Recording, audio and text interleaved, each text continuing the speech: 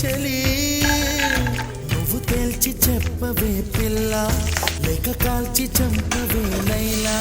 నా జీవితం నీ కనుపాపలతో వెంటాడి కవేటాడొద్దే లేదని చెప్పా నిమిషము చాలు లేదన్న మాట తట్టుకోమంటే మళ్ళీ మళ్ళీ నాకొక జన్మే కావాలి ఏమి చేయమందువే